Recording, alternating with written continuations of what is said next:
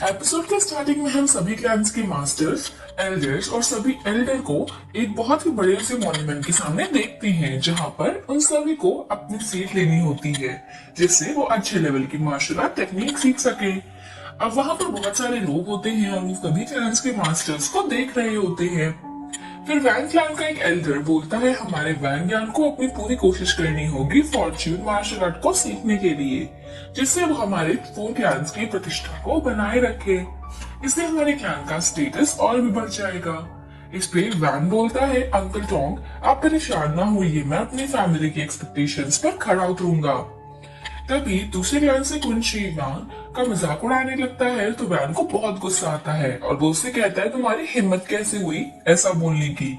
तुमको क्या लगता है तुम फॉर्च्यून मार्शल आर्ट्स को पालोगे? उन दोनों में बहस होने लगती है। तभी वहां खड़े लोगों को आसमान में रोशनी दिखाई देती है और वो देखते हैं कि लिंगडोंग शुयान पर ऊपर बैठकर वहां आ जाता है। तभी उसे देखने लगते हैं। तभी वैन को उसे देखकर गुस्सा आता है, लेकिन अंकल टोंग उसे रोक देते हैं, ये कह के अभी सारे क्लैन का फोकस क्रिएशन पर है, तुम्हें भी वही करना चाहिए, हम इस बच्चे से बाद में निपटेंगे। और फिर लिंगडोंग मिस मू को देखता है। उसके बाद मिस्टर डाओ लिंगडोंग को आइडिया देते हैं, जैसे ही हमारे दुश्मन का ध्यान यहाँ ना हो तुम चुपके से मॉन्यूमेंट के अंदर घुस जाना। तो लिंगडोंग कहता है, इससे अच्छा मैं अपनी सीट के लिए लड़ूं। अब हम देखते हैं वो क्रिएशन स्टार्ट हो जाता है और वहां पर बहुत सारे पिलर्स बाहर आते हैं और सब उसे ध्यान से देख रहे होते हैं। तभी हम देखते हैं वो पिलर्स सीट होते हैं जिन्हें उन सबको लेना होता है। अब यहाँ पर मिस्टर डाउ लिंगडोंग से कहता है, इसमें मुझे कुछ और भी दिख रहा है। लिंगडोंग के पूछने पे वो उसे बताते हैं, जब तुम अंदर जाओगे तो खुद ही जान जाओगे। अब हम देखते हैं लिंगलान अपनी सीट लेने के लिए जाते हैं और अपनी सीट पे खड़ा हो जाता है और उसे देखकर सब कहते हैं, लिंगलान तो बहुत पावरफुल है, इसकी रेपुटेशन भी बहुत ज्यादा है, इसे हाई प्रोफाइल ही मिलनी चाहिए। अब मिस्टर डाउ लिंगडोंग से बताते हैं, अभी तुम इससे बहुत पीछे हो, अगर तुम्हें इसे लड़ने के लायक बनना है तो तुम्हें फॉर्च्यून मार्शल आर्ट्स को पाना होगा। फिर अंकल टोंग बॉन यान से अपनी सीट लेने को कहते हैं और वो जाके अपनी सीट लेता है, जो लिंग टांग के बगल में होती है। अभी देखकर वहां पर लोग बात करने और बोलने लगते हैं कि वान की सीट लिंगलांग के पास में नहीं हो सकती, वो उसे कंपेयर नहीं कर सकता, ये गलत है। लिंगलांग बहुत ज्यादा पावरफुल है, वान उसके जैसा नहीं है। अब लोगों को ये सब बात सुन के अंकल टोंग गुस्सा आ जाता है और वो कहते हैं, अगर किसी को कोई प्रॉब्लम है तो सामने आके मेरे से पूछे। और बताते हैं वान यान उस सीट को पाने के लिए क्वालिफाइड है। अब सभी चुप हो जाते हैं। फिर विंची भी अपना सीट पे खड़ा हो जाता है और अब एक एक करके सभी क्लैंस के लोग अपनी सीट पे जाने लगते हैं और लिंगडान खड़ा होकर उन्हें देख रहा होता है और वहां खड़े लोग बोलते हैं, अब सिर्फ 4 सीट ही बची होती हैं। लोग सोच रहे होते हैं कि अब कौन जाएगा, कौन होगा वो पावरफुल। तभी हम देखते हैं लिंगडोंग आगे बढ़ने लगता है, वो उस सीट के जाने के लिए लगता है। लिंगडोंग को देखकर सब कहने लगते हैं कि ये लड़का पागल हो गया है, ये कर रहा है।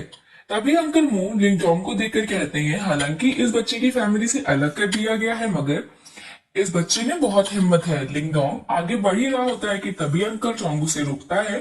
तो लिंगडोंग कहता है, तुम मुझे क्या सिखा सकते हो? जिस पर टोंग कहता है, मैं भी उसी लेने वाला हूँ, तो अगर तुम मरना नहीं चाहते तो चुपचाप यहाँ से चले जाओ। वैन हंसते हुए कहता है, ये तुम्हारे ऊपर है कि तुम जाना चाहते हो या मरना।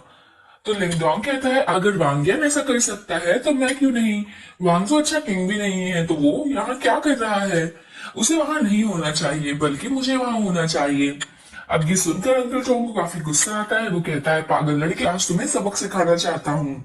इसके बाद टोंग clutch of gold town technique का यूज करता है। ये देखकर सब हैरान हो जाते हैं। अब टोंग उस टेक्निक से लिंगडोंग पर अटैक करते हुए, तो लिंगडोंग भी clutch of gold town technique से उसके अटैक को काउंटर करता है। दोनों का अटैक टकरा जाता है और वहां एक ब्लास्ट होता है और लिंगडोंग पीछे हो जाता है। अब अंकल टोंग लिंगडोंग से कहते हैं, अगर तुम जिंदा रहना चाहते हो तो दफा हो जाओ यहाँ से, मैं तुम पर ध्यान नहीं देना चाहता हूँ। ये बोलकर टोंग अपना स्पेयर निकाल लेता है, तो लिंगडोंग भी अपना स्पेयर निकाल लेता है, क्योंकि लिंगडोंग ने टोंग का जवाब देने का मूड बना लिया होता है। लिंगडोंग टोंग से कहता है, तो अब मुझे और सिखाओ इधर।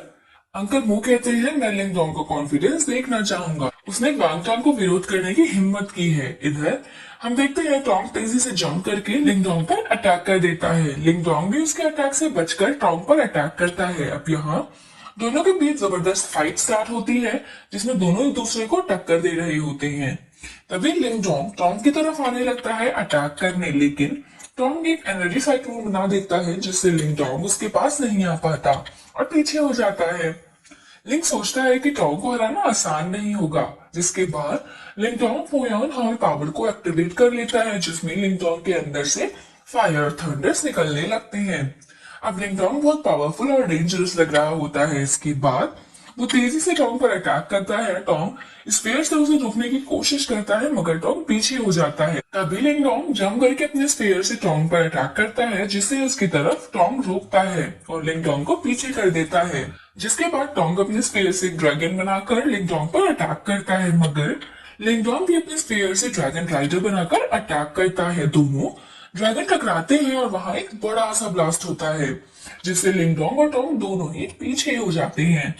अब सब ये देखकर काफी हैरान होते हैं। वहां खड़े लोग ये देखकर टॉम और रॉयल फैमिली का मजाक उड़ाने लगते हैं कि रॉयल फैमिली में अब दम नहीं है और टोंग अब उतना स्ट्रांग नहीं रहा कि वो लिंग डोंग को हरा सके। ये सब सुनकर टोंग बहुत गुस्सा आता है और वो अपने बंदूक से लिंग डोंग पर अटैक करने को कहता है। तो उसके डिसिपल्स लिंग डोंग पर अटैक करने के लिए उसकी तरफ दौड़ते हैं लेकिन तभी शोयान उड़ते हुए बीच में आ जाता है। अब शोयान को देखकर सब डर कर रुक जाते हैं और इसी के साथ ये पार्ट यहीं पर एंड हो जाता है।